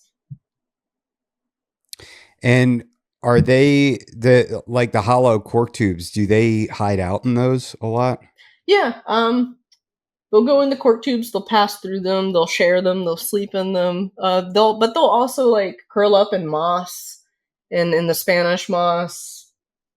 Or if the background, I do have a couple enclosures where the background is cork flats, but there's no spray foam. they're just kind of held in by tension. I just kind of Tetrised them. Mm-hmm. And like for looser pieces, I used floral pins that actually puncture through the walls of the enclosures. So it looks like a crafted background, but all it is just cork flats tiled and just stacked in place. And I do think they like to sleep behind those too. Mm. And what are they getting as far as like what do they require for a diet? They are obligate insectivores. I have, on very, very rare occasions, had them eat like raw egg or pinky mice, but it's so high in protein, I'm very cautious with the pinkies. Mm. But they get two insects, two medium or large insects a week. They act like they are starved, but their body condition is very good. I think like the rule I kind of have right now is if they need to lose weight, they only get fed once a week, and if they need to gain weight, they'll get fed like 3 times a week, but it's still generally always just one bug. Sometimes they'll get 2 if I have like a treat. Like I don't feed them worms very often because of how fatty they are. And just because some of the species tends to suffer from like fatty liver, but that could also just be like liver failure associated with dehydration from being smuggled. So I just err on the side of caution, even with my long-term captives versus my captive born and bred ones. I use the grasshoppers as a staple, but like I have one girl who does not like the grasshoppers, so she gets mainly dubia roaches or discoid roaches or pallid roaches, red runners, which I begrudgingly got red runners again. I used to keep them and breed them. I kept finding them everywhere because I didn't know they could jump. And what is a red runner? The Florida red runner, the little red roaches that are really fast. I think they can like reproduce parthenogenically. Oh, geez. Yeah, I think I stopped keeping them for like a year or longer, and for months I would still like randomly find one around. But Wow. I got them again because they were easy to breed, and I was hoping she'd like them. And sometimes she'll take one, other times she spits it out. She's very picky.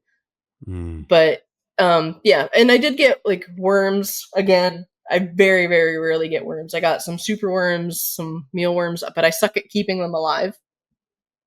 So it's very, very rare. But I'm expecting some baby Agurnia, so I have to get worms or smaller stuff. So I figured may as well give it to them, just to spice things up. How often are you feeding them on a daily basis? No, like Mondays and Fridays. Oh, wow. Yeah, just twice Okay, a and week. that maintains their a healthy body condition. Yeah, it seems perfect so far, but it could also.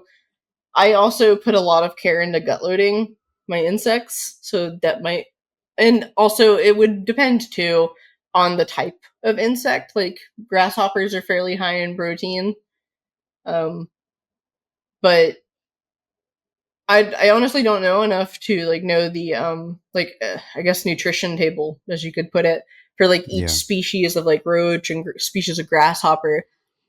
But yeah, it's possible it may be a lot of the gut loading, because I do focus a lot on the gut loading, especially with the grasshoppers, because I have to give them fresh food every day. They eat a lot. So like there are a Who are lot of you aspects. who are you sourcing your feeders from, or are you like getting colonies together and producing your own? Oh God, no. The gestation or incubation period for grasshopper eggs is like 9 or 11 months or something ridiculous. Whoa. Yeah, so you would need like a really large supply to make it sustainable. I order mine. I have a recurring subscription from Dean Misimer at Dragon Hoppers. He's actually a wealth of knowledge too. He's on the Happy Dragons team. He's our invert and feeder helper. So I could probably ask him about the nutrition tables. But yeah, I get like I think 50 from him twice a month. And it's expensive, but it's worth it because like my guys really like it. Like not the exact species of grasshoppers, but grasshoppers would still technically be like something they would encounter in the wild. So I like that. It was really good for like acclimating my rescues when they didn't want to eat. Like there are other insects you can use that are good for like picky eaters, like moths and spiders. But I don't like go out and catch wild bugs and feed them to my guys. Anything they eat is something that wandered into the enclosure, basically. Because my apartment does have a lot of like jumping spiders and cobweb weavers that just live with me. I call my apartment bioactive, but Wow. so anything that goes in there, it's on its own whim and it's at its own risk. So how do you make substrate for your enclosures? Or what brand do you go with? I used to make my own, which was topsoil, a little bit of play sand or horticultural sand, a bunch of peat moss, and if I could afford it, I would put in tree fern fiber, sphagnum moss, or any kind of like decaying wood or wood chunks. But now I buy all my bags from Dirt Daddy because he's local to me.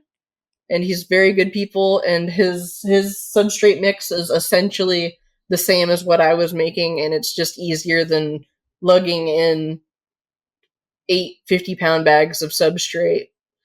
So it was just more convenient, and I prefer supporting a local business. So yeah, that's awesome that you got Dirt Daddy right next door. He's great people. He's a wonderful person. That's awesome. Are you adding isopods and springtails to your substrate? Yeah, I have a culture going, a really big bin of powder blues and powder oranges. And on occasion, every once in a while, I'll just dump more into the enclosures. I have a tub also of springtails that's just on charcoal and RO water. And once that gets filled to the point where it's Kafka-esque, I'll dump it into the enclosures. I'll even pour some in the arid enclosures, like the isopods and springtails. The springtails, I don't think survive well, but the isopods do. And do the Abonia and the other species you keep, do they eat those? Yeah, they try to. I don't know if they all like it. I know my Graminia, she'll try to eat them, but she'll spit them back out, so she's just murdering them. But some of the others I know, like I had a female who was very old. She passed away last month. I know she would spend a lot of time on the ground, like eating snails and the isopods and everything like that. Because we did the necropsy and we found like a snail shell in her gut. It was actually kind of cool. Snails are like filled with parasites, right? They can be, I assume. These are just little tiny garden snails. Like they reproduce very quickly, so they're kind of in there, but not necessarily by choice. They're just not really hurting anything. But every time I find them, I pick them out and put them outside. But they're everywhere. They're in all the enclosures, whether I like it or not. And what are your go-to plants for your bioactive builds? Definitely the ferns. Well, for the Abonia specifically, because those plants, the Pleopeltis, share a range with Abonia, so they'll actually encounter those in the wild. So those are my favorite. I was using a lot of bromeliads because they'll drink from them, but I have leaned more into the Tillandsia family, and now I'm phasing out my leftover bromeliads with Catopsis, which is just another species of bromeliad, but also shares a native range with them. So it's like they'll drink from the plants. Like they don't have a water bowl. So I have to make sure I flush the plants at least once a week with fresh water. Yeah, and then the mosses. I have no idea what species of mosses I have. It's just stuff that's basically appeared or I got with ferns. Yeah, but tons of air plants, tons of ferns. Like I specifically choose plants that share at least a native range or are regionally endemic to like Mexico or Guatemala. Like sometime last year, I started incorporating orchids, which was really intimidating for me because they're very expensive, but again, are endemic to them, or at least regionally, somewhat. Yeah.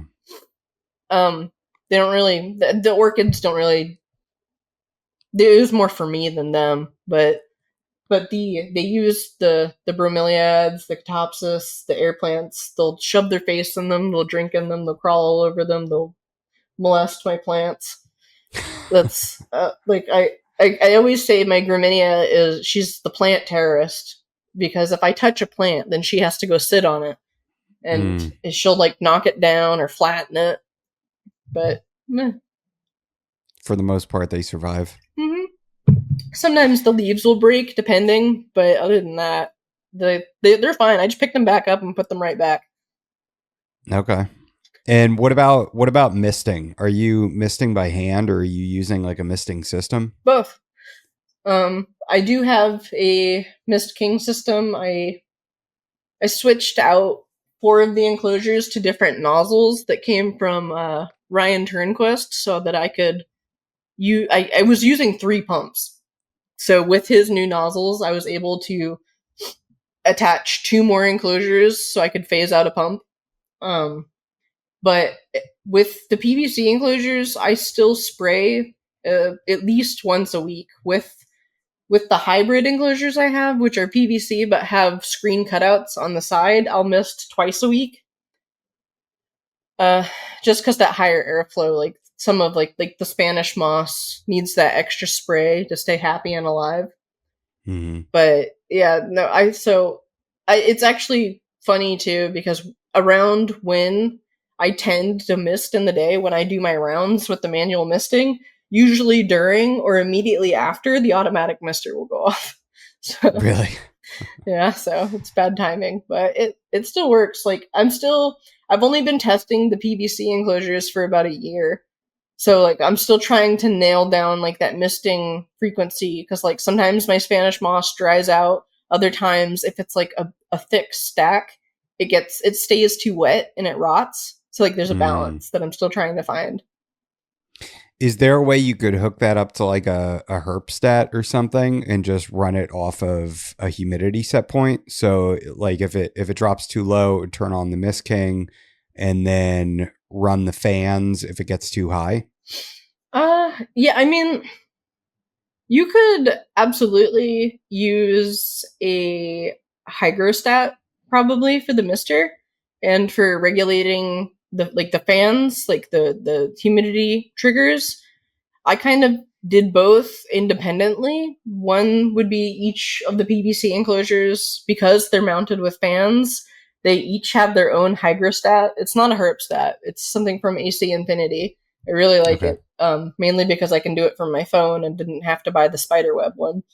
But the misting system comes with a digital timer, and I prefer that because I can program down to the seconds. I've yet to find a program on my phone or hardware that let me program down to the second. So I use theirs, just set it on a timer. I do believe Ryan Turnquist does make like a smart board for misting pumps that has like smart capabilities or Wi-Fi capabilities, so you could change it from your phone and program it independently to run multiple systems at different times. Like it's a very sophisticated design, and it's on my list of things to purchase. I have a long list of very expensive things to go through right now. When I've done backgrounds in the past, I would just take like little chunks of cork bark and silicone them to the glass of like an Exoterra, and then just jam sphagnum moss into the cracks.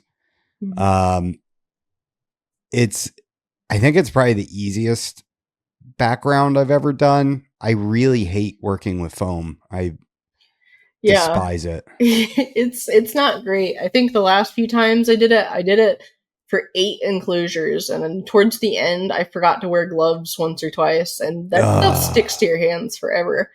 Yep. It's a lot of work, honestly. Like it's a pain in the ass, but it's the best way, especially with cork, to get a 3D background that like you like. And unless you have like money bags and you want to go with the rock route and go with universal rocks.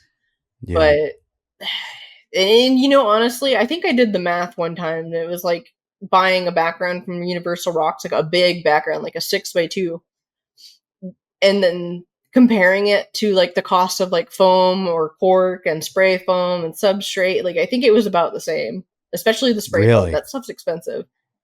Yeah, it is. Because I used the pond and stone one, the black one, because it's easier to disguise and it doesn't expand as much. Mm-hmm. But that's like I don't even think Home Depot or Lowe's carries it anymore. So I had to order it on Amazon, and like a crate of like maybe 9 or 11 or 12 is like $175. Shoot. Yes, and I'm Dang. about to have to make that purchase again. Wow. So, but I'm not a fan of it, but I like the result that I get in the end. So it's worth it. Yeah, with my enclosures, I kind of don't do a background. I do as much of the background as I can with chunks of wood that I secure to the PVC with stainless steel lag screws. Mm-hmm. And so I just put a big washer on the outside, and so far so good. I have a Argentine boa that I think she weighs about 9 or 10 pounds, somewhere in there. And she goes up into those branches and kind of chills up there, and it doesn't seem to really put any stress on them. That's really awesome. That's a smart idea too. Like I've mounted branches that way before, like with a screw that went through the back and into the wood. But I've only done the cork flats like with the floral pin that I mentioned, but that's only possible because the dubia roaches enclosures is so thin that the floral pin can actually stab through it. Anything else like 1/2 inch PVC, I'd have to use screws like you do. Yeah, and I use pretty big screws, and I will use my reciprocating saw to cut the wood so that way there's a flat area that will mate perfectly with the PVC. Mm-hmm. And generally, preferably, I will get 2 screws in there, and keep it from rotating. Yeah, exactly. And I like it's not fun at all, especially being just like one dude doing it by myself. And I'm usually asking either my kids or my wife to turn the ratchet and ratchet the lag screw in, because these are, pretty thick lag screws, and I want to get it as tight as possible and like kind of, press the wood into the PVC a little bit. Yeah. And like doing the back stuff is really hard. It is not fun. Yeah. I think like especially if the enclosure is already assembled, like the lid's already on it, like so you can't like reach over and hold one side while doing the other. I've totally been there, especially because the way I did it was by drilling a hole into the flat part of a branch and then trying to measure where the hole would be in the background, making that hole, and then screwing it in, trying to line it up. It wasn't like overly complicated, but it was a pain sometimes too. And it's not fun. No, not at all. Like and like the PVC enclosures, like I may have just been like, I don't want to make a background, which is what I started as. But I wanted them to still be able to climb it, because with the mesh enclosures, they could climb it. With PVC, obviously they can't. And I needed to make sure they could access every single part of the enclosure, every single branch. So I think towards, at least for the 4 of them have the foam and cork background, and then the other 3, there was 4, but I sold one. The other 3 are just the cork either leaning against the wall or held in by the floral pins, and like both work, both look nice. All of them look nice in my opinion, but I definitely prefer the foam, because it was less likely they could get behind the cork flats, and then I would basically be able to find them easier. Yeah. Yeah, that's the scare. I remember I had I don't know where it came from or how, but there was I guess you would go, people call them palmetto bugs. They're like a cockroach that can't fly, and they're decently sized and fast, and we despise them. But one of them got into an enclosure I had once, and the back was that cork bark mosaic that I described. And despite packing all between the cracks with sphagnum moss, it had found its way and was able to live behind one of the pieces of cork. So it was like, yeah, it was just in there. Good times. Is that one of the ones that bite? They're invasive, right?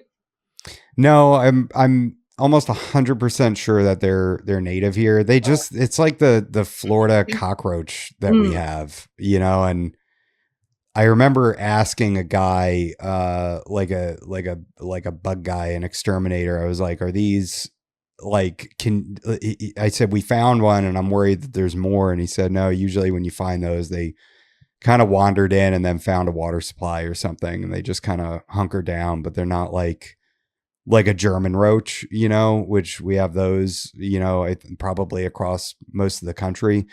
And, those are, yeah, like if you get an infestation of those, it's bad news. Yeah, no bueno. Like, I think because like a lot of my wood, especially for the larger enclosures, are harvest locally. Like, I'll find people who like fell trees on their property, and they'll just usually let me swing by and pick up what I want. Because of that, I've like wound up with field ants. Oh no. Yeah, they're harmless. And especially because I took them away from their home, they probably wouldn't have lived long, like maybe a few months. And then rove beetles, worms, and I think the worst thing I ended up with, which wasn't actually bad, but was annoying, was spotted Sawyer beetles.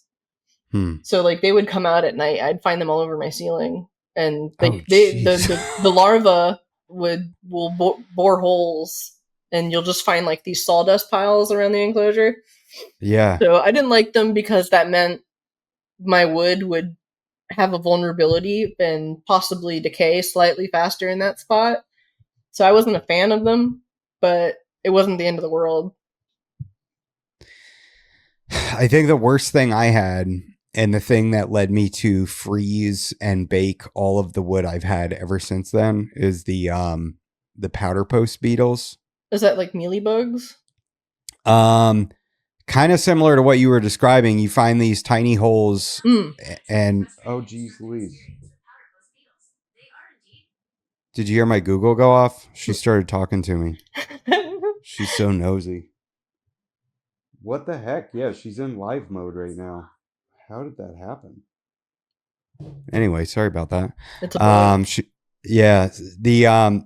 the powder post beetles, I think they came in some of my grapevine that I got from like a reptile expo.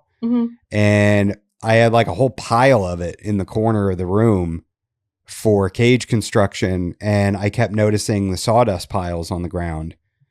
And all of a sudden, these bugs were like coming out of the wood and like flying towards the window. And I guess that like part of their life cycle is when they're towards the end of their life cycle inside the wood, they then emerge to and just go towards light and then breed. I don't know, something like that.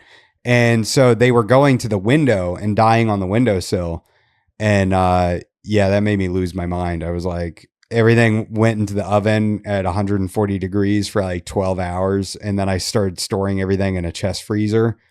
And I didn't want to deal with that ever again. Yeah. That sounds, I think the worst thing I ended up with, I'm not sure how I ended up with it. It was either from some wood I bought or some plants I got in a plant swap. I'm not sure. But I ended up with aphids and mealybugs. And that was annoying because that meant daily I had to go into the enclosure with a headlamp and Q-tips and a little cup of isopropyl alcohol and just like wipe down the leaves as I found them. And my idiots think like, oh, you're here, like you've got food, let me eat the Q-tip. It's like I had my Graminia actually steal the Q-tip from me. Like Really? Yeah, it's entertaining, but yeah, no, I got to spend a lot of time with them going in each enclosure every single day, twice a day, like just massacring aphids and mealybugs. And like it sucks too because like I'm on the ground floor of an apartment building, so like around now when the weather warms up, the black house ants will come in. And I suspect they might have a part in it too, because apparently they will farm aphids and mealybugs. Like, they'll protect them, they'll take care of them, and move them around to different spots so they can feed because they want to eat the sap they produce. Whoa. Yeah, so I would get ants coming in from outside, and then just the aphids and the mealybugs, and it was hell. But I'm actually dealing with mealybugs again, but only in one enclosure, but that's because it wasn't an enclosure that was originally affected, but they must have traveled. And I thought I caught them early when I saw them, but I left it unattended for months because thought I caught it early. Nope. Now I'm right back in the same spot, killing mealybugs every day. Have you ever, do you have to disclose that you have all these animals in your apartment, or like, does your landlord know? Yeah, I mean, they know. Like, it started with just the tegu, and then I just kind of kept getting more. But the maintenance guys were coming in so frequently because we're the first people to live in this apartment, so it's a new building.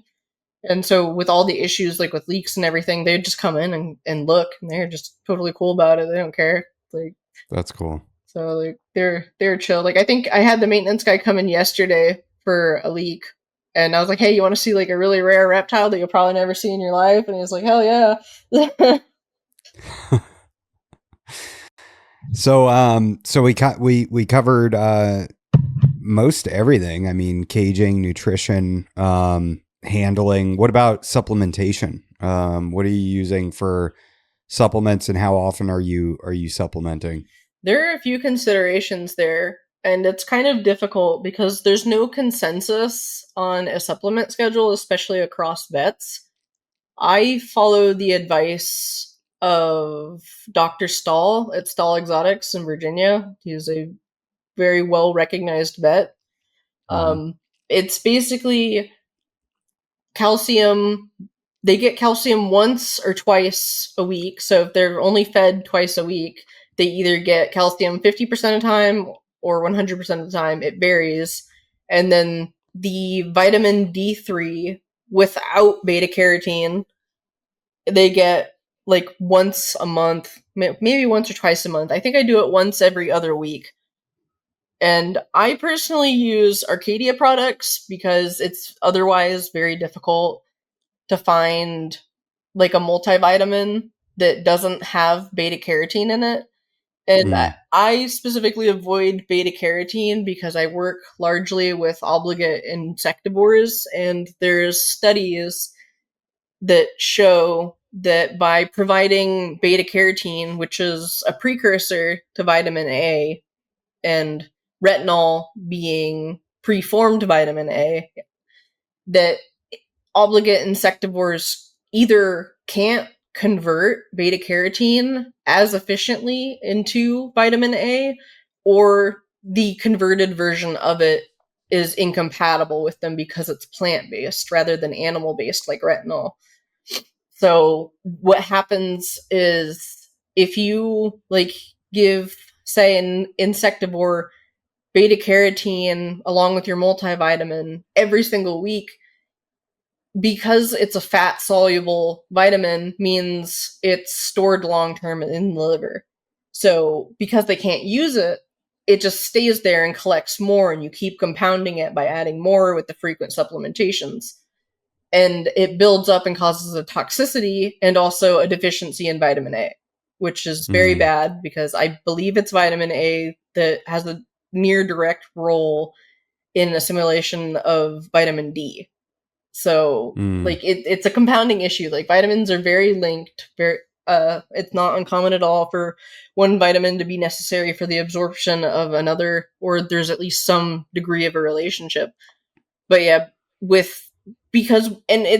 it's hard to say too, especially with Abronia, because there aren't any studies, and there aren't enough studies in general that document like reptile nutrition, especially the subs the supplement schedule.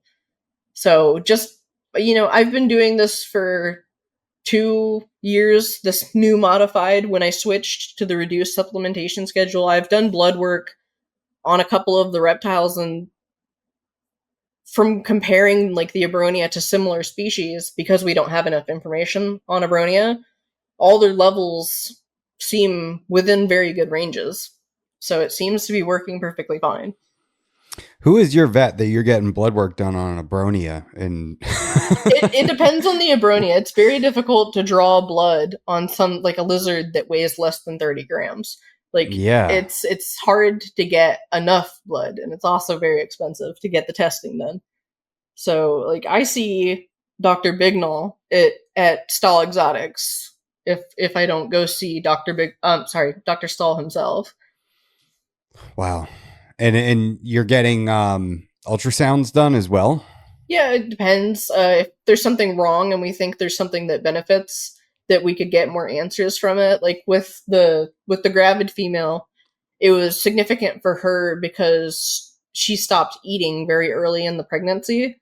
And so I took her to the vet. We did the ultrasound, because you don't want to just start treating an animal without like having reason or knowing the circumstances. Like, for example, enrofloxacin is a very common antibiotic given to reptiles because of how gentle it is.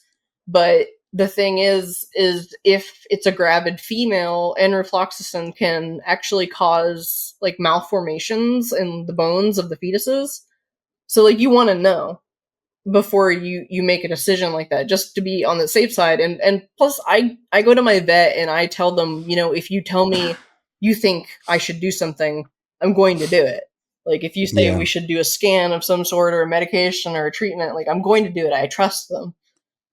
So yeah, but so we got to the bottom of that and treated her, I think, slightly she was very dehydrated. It was because after mating, all she did was bask. That's it. She didn't do like anything. She just stopped drinking water.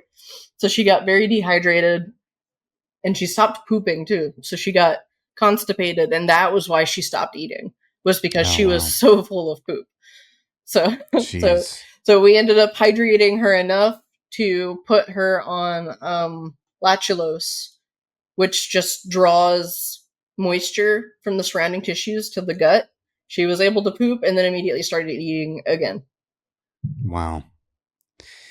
And they how many babies do they have? They can have normally a lot or very few. I think like it's a wide range, like 1 to 14 or something. Like, they're live bearing too. Yeah. So it can because it was the first litter, I was expecting a low number. I think we only saw 2 true ova in the beginning, and then as they started to develop, we only saw 1 spine and fetal heartbeat. So there was at least 1 baby, but ultrasounds are also very notorious for being unreliable for like assessing how many babies to expect, because 1 baby can be obscured behind another or an organ or something like that. So it's a more accurate way would be to do an X-ray, but the caveat is that the mother or the fetuses have to be developed enough to the point where the bones will actually show up on the radiograph. So, and then you're exposing the fetus to radiation. It's very little. Like, it's not horrible, but you don't want to do it routinely. Yeah. But that's about the same with a lot of things. Yeah, for sure. And what about the Agurnia? Are you reproducing them? Yeah, I'm actually waiting on mom up here to give birth, hopefully before the month's over. But she's getting close. She's eating less, still basking a lot. She's doing the push-up breathing, where it's like really labored breathing, and she's trying her best to basically like keep weight off her belly. Like, she'll like kind of be perched up, like angled, so her belly is just hanging, Oh, wow. So this will be my second time producing a Gurnia hosmeri. So I'm pretty excited for that because last time the babies were very, very, very cute. That's awesome. How many babies did you get last time? I got 3 last time, so I think the range is like 1 to 4. Mm. And do they stay in with the parents? Yeah. For how long? I guess indefinitely. They're a communal species. Like they live in colonies in the wild. It's generally, at least with the Stokes eye, it's a bit different. Like because they live in like massive colonies in the wild, but for some reason in captivity we struggle to keep more than 1.2, and Mm. that kind of tracks because I used to have a group of 4 that was largely unsexed up until the alpha male started trying to murder one of the others when Oh. he became of age. So I had to separate the pairs, and I sold one of the pairs to a friend just because I didn't want to occupy any more enclosures. And yeah, it was hard because I loved those babies, but they have a good home.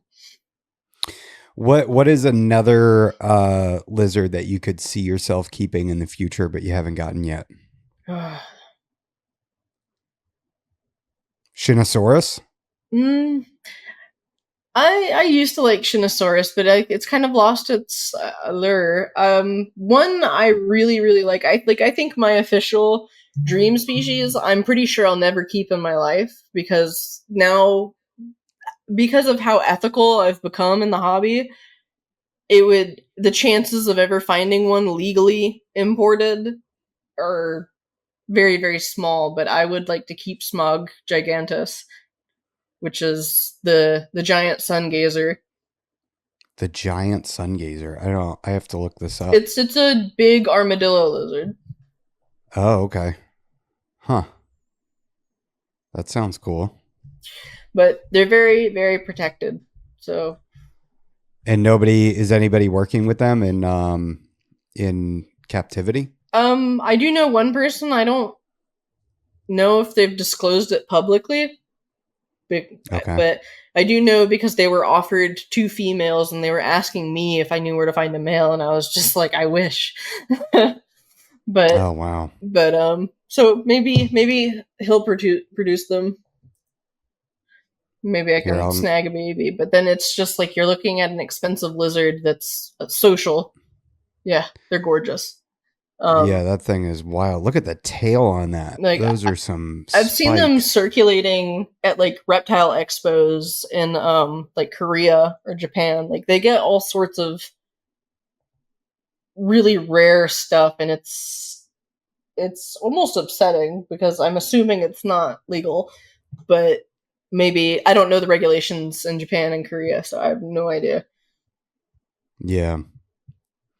But I Yeah, know if those I are pretty walked into a wild looking. reptile expo and I saw one of those, I might pass out. Yeah, I mean, what would the odds be? I mean, how much would those? Do you even know like what they would go for if you were to get one legally? Oh geez. Easily upwards of 10 grand because the Ouroboros cataphractus, which I'm boarding for a friend, the pair cost them at least 1,400, Wow, and they were legally imported. So like one of that's those actually not. which you never That's see not. That's not that bad. for 2 tiny lizards. I mean, you said 1,400, right? For two. Sorry, I mean, 14,000. oh, okay, yeah, that shit's Sorry, I crazy. misspoke. Yeah, no. Each one, a singular lizard is like $7,000 to $8,000. But like, I've only ever seen one Ouroboros cataphractus listed on Morph Market ever, and that animal was from the same breeder as the 2 I have in my care. I've Wow. never seen a Smog giganteus for sale. I'm sure they exist in the country, but I've never seen one for sale. Like I've seen one shingleback skink who was like 14 years old, and he was like $12,000. Yeah. Yeah, they're untouchable for sure. Yeah, like I wish I need a personal reptile loving army to throw funds at me for fun projects. All right. Well, we'll wrap it up. Do you want to plug Happy Dragons or anything else? Feel free. I mean, yeah, if anyone's looking for reptile communities, then they want to learn about care, or they have questions, just need help, or just want to share, like, there, you can look up the Happy Dragons Instagram account. There's the Discord for it. You're more than welcome to join. It's free. We do have some features for subscribers, but we do events where some of those events become free, and anyone is invited to them. I could vouch a lot for Happy Dragons, but if they just want to have a conversation about Abronia and Agurnia, they can reach out to me on Instagram under Perfect Hue LLC. I'm happy to answer questions or help in any way that I might be able to.